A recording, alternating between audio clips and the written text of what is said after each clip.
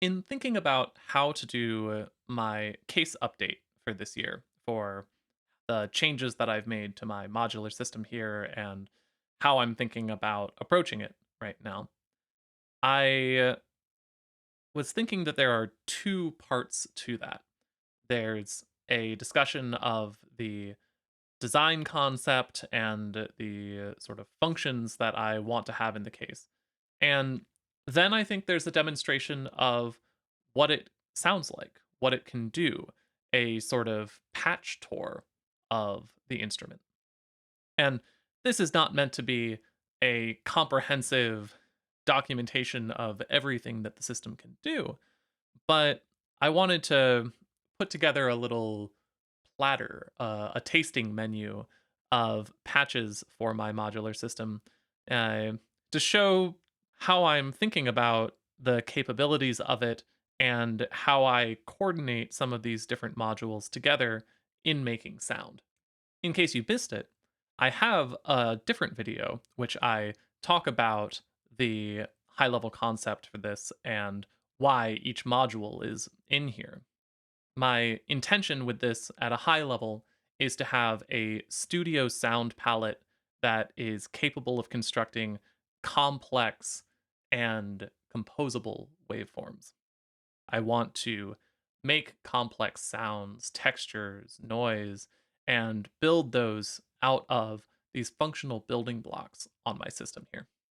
In coordinating some of these modules together, I've tried for the most part to keep things to simpler patches on the instrument, but there's still inevitably in the art of patching a prioritization of cleverness in how things are arranged together. And so before going into these patches, I want to say specifically that you don't always need a clever patch in order to get the sounds that you want out of a modular system. There are plenty of times when a simple ring modulation patch or a oscillator into a filter into an envelope will suffice for the type of sound that you're working with.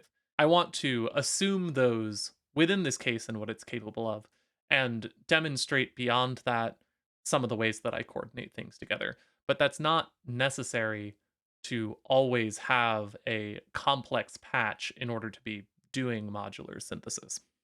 So for today's video, I have a couple of patches that I've recorded here on the system, and we're just going to walk through some of them. We're going to listen to some sounds. I'm going to talk about how everything is coordinated and why I'm thinking about that patch a little bit. Hopefully, this is a little insight into the way that I'm approaching this thing. Please enjoy a little patch tour of this system.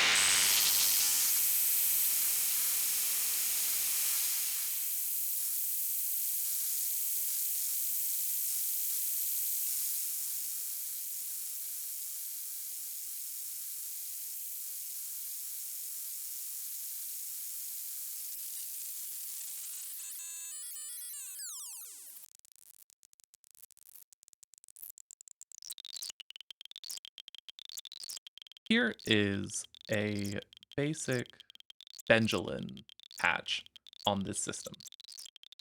The interstellar radio is working as oscillator 1, oscillator 2. The nibbler is patched as a 4-bit rungler here, with oscillator 1 going into data, oscillator 2 going into clock. The output of the rungler is going back into the CV control for the interstellar radio. The output of the interstellar radio is running to a filter where another copy of that rungler output is controlling the frequency of the filter. And we're listening straight to the output of the filter here. I think this shows off some of the versatility of the interstellar radio. As a sound source and two oscillator system, we can go from very low range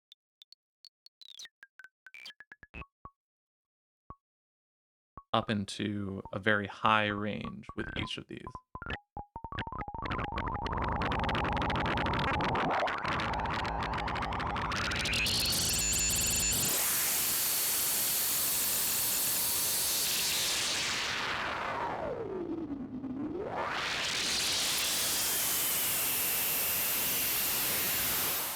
And this high range gets at the noise potential of the rungler in a way that lets you do a lot with it.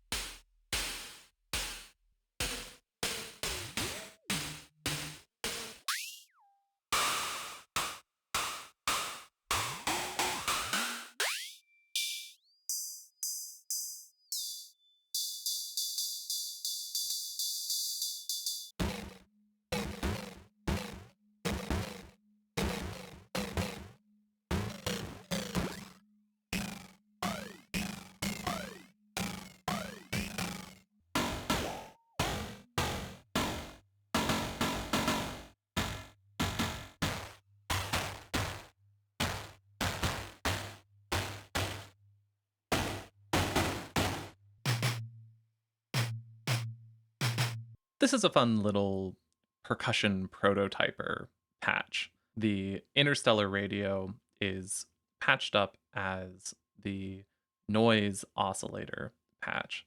It sounds a little something like this.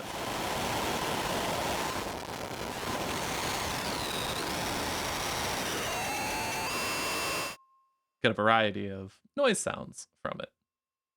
Put those into a lovely envelope, run that into the angle grinder as a filter slash nonlinear feedback tone inscriber. It's sort of like adding a tone to a noise source with standard mixing, like you might do for a snare, but a little bit funkier the way that you grind the signal. And then the output of this runs into the frequency shifter just because it gives you a quick and easy way to just scatter your frequencies around and get to new percussive spaces. Right now, I'm just triggering things with the ears. And there's just a lot of really fun sounds in here.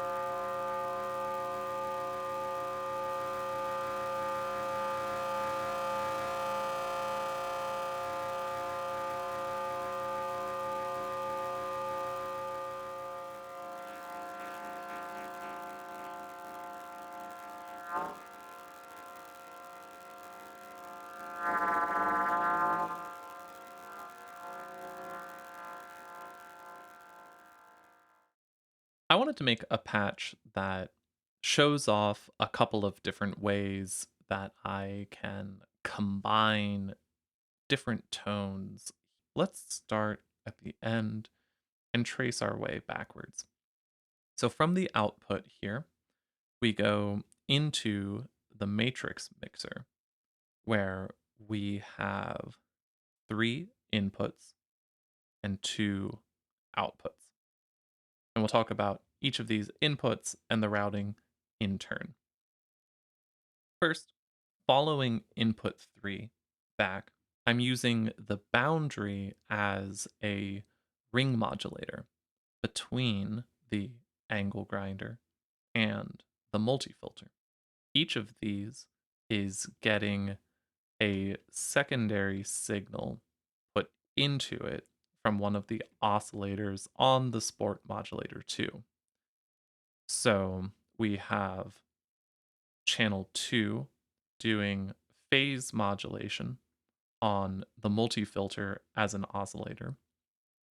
And then on the top channel, we have this oscillator going into the grind in of the angle grinder, where we do the sort of comparator magic to subtract the angle grinder oscillator and the top channel of the sport modulator.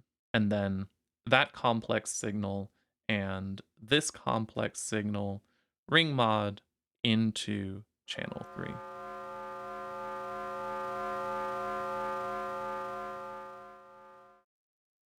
On channel 2, this is a very simple connection just back to the interstellar radio, adding a little bit of noise.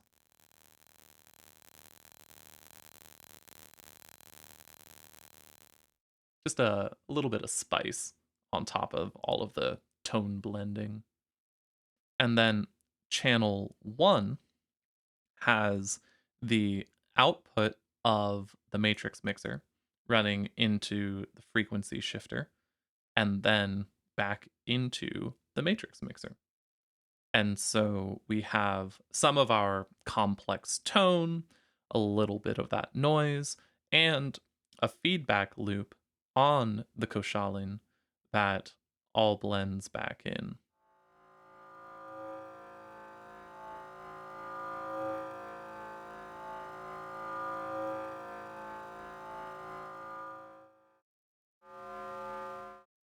And you can see we're not really using the Koshalin as a frequency shifter as much as a subtle modulator that's warping and transforming the input.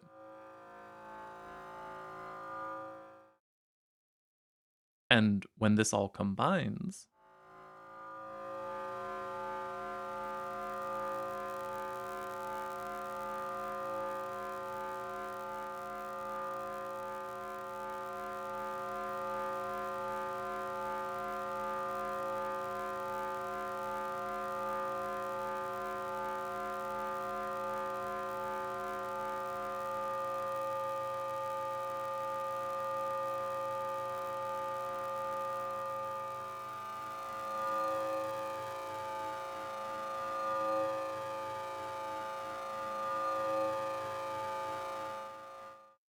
we get this lovely complexity of tone.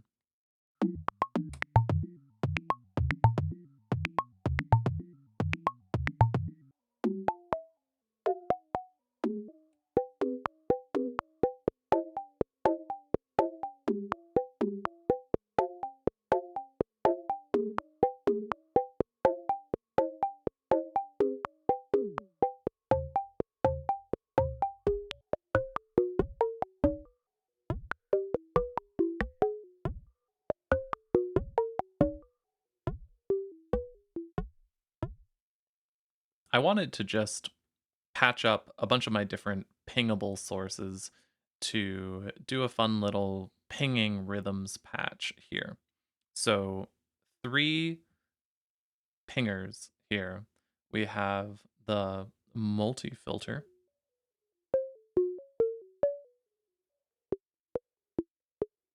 dial in the resonance. We have the Koshaalin.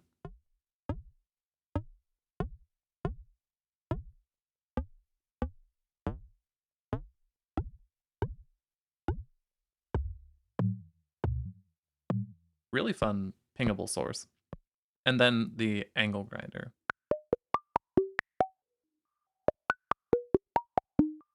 On the Koshaalin, I should note that instead of pinging it with a gate, I'm pinging it with a short pulse from the boundary.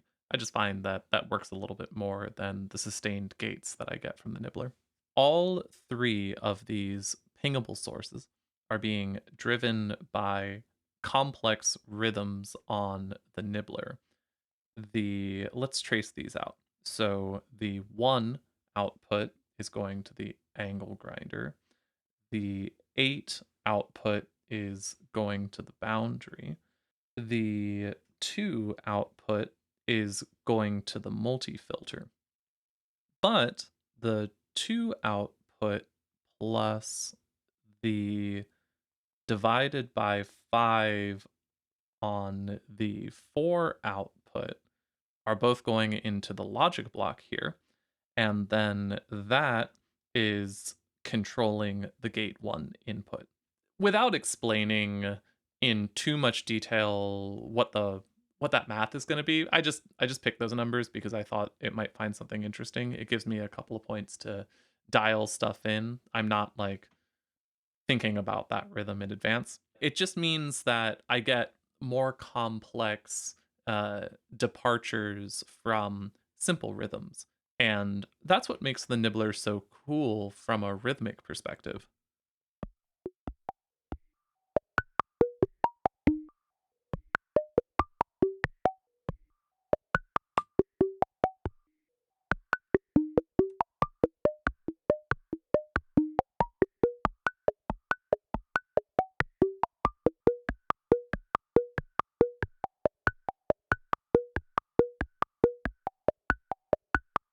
Lots of really fun syncopation on that.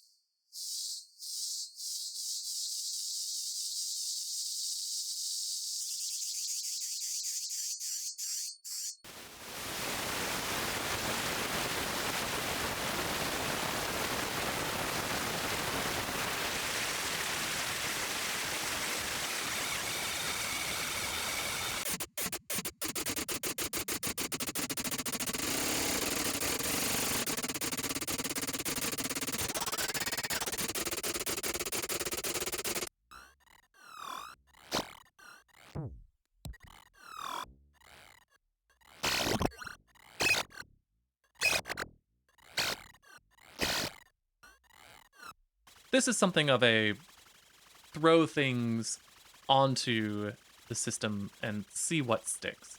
It has a bit of a generative evolution as patch cables shift and move around in order to settle onto a particular state. And I find that this style of explorative patching around a unsettled complex control loop ends up finding interesting spaces of a patch geography.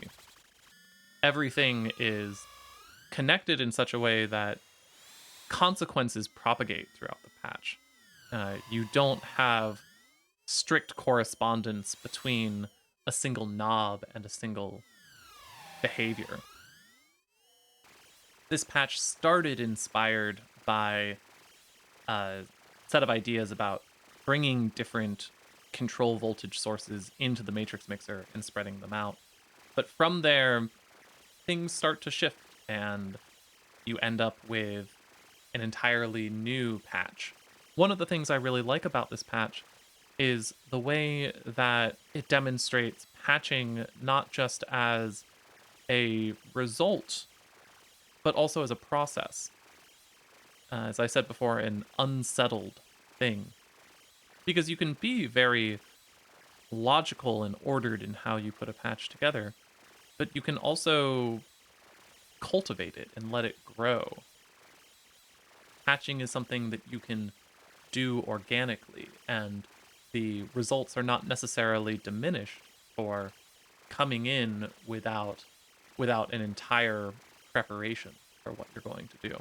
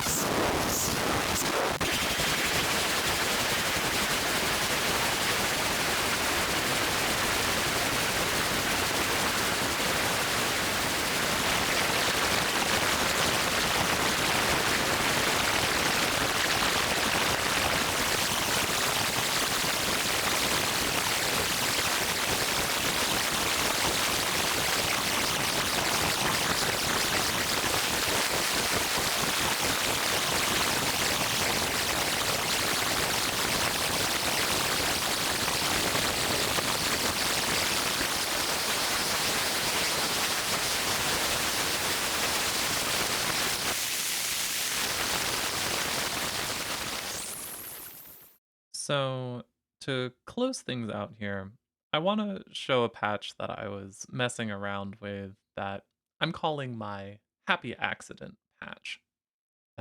This started with messing with the clock divider in order to produce chords, but then also like let's throw in some feedback between the angle grinder and the Koshaalin.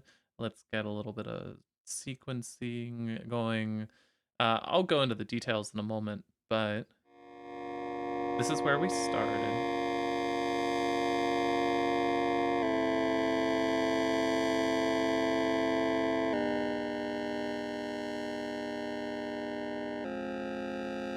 And so the Sport Modulator 2 here is getting a little pitch sequence from the nibbler, and it's running into the clock divider. And so we're getting multiple outputs at divided by 2, 3, 4, and 5, which is sort of like a subharmonic series. We're running those into the 4 comparator window inputs on the angle grinder.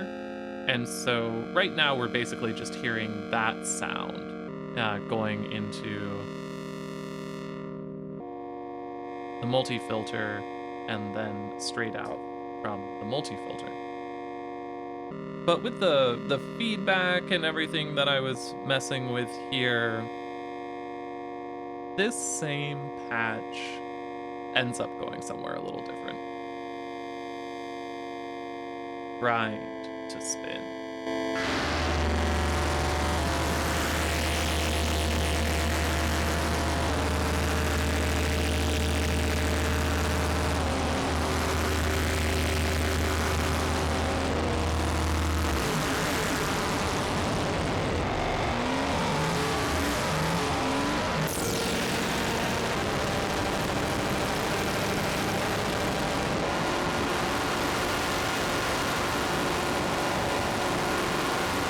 There's some really lovely feedback stuff there. But what if we take our audio input, bring it down into the sub audio range, and use the more like a sequencer on our chaos system?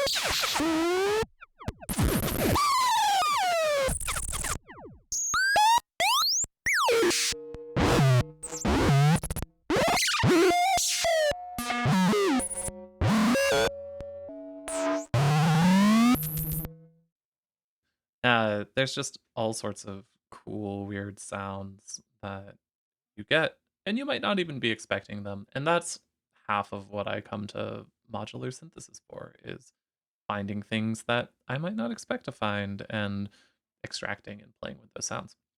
One thing that I really want to point out here about this patch, I've explained most of it, but I haven't yet explained what the boundary is doing. And it's actually doing something really nice for the feedback loop with the Koshalin. Uh, what it's doing is actually acting as a compressor where the output of the angle grinder is running into the four quadrant multiplier, but also to the rectified slew input. And then the four quadrant VCA is inverted. And so we open up that channel, but then we close it down based on the amplitude of what's going in. So we can compress that signal with all of its feedback chaos so that we don't peak on the Koshalin quite so intensely. As I said at the start of this is not a comprehensive documentation of the instrument, but I hope it gives you some sense of different ways that I think about approaching sound making here. Sometimes I'm approaching this thing with a very particular sound in mind that I want to construct on the system. But other times, like I said in the complex control demonstration, sometimes I just want to approach the machine and evolve a patch over time to explore and ask questions and follow sound. And these are both great ways to approach a modular synth. And what I love about modular synthesis is that it supports both an explorative and an intentional approach to making sound. I hope you've enjoyed this little patch tour of the system. It's been a lot of fun for me to put together, and I think I'm at a point right now where I'm really happy with the system. I hope that you've enjoyed following along. I hope you find the tools to make the type of music that you want to be creating. And I hope you have a great day.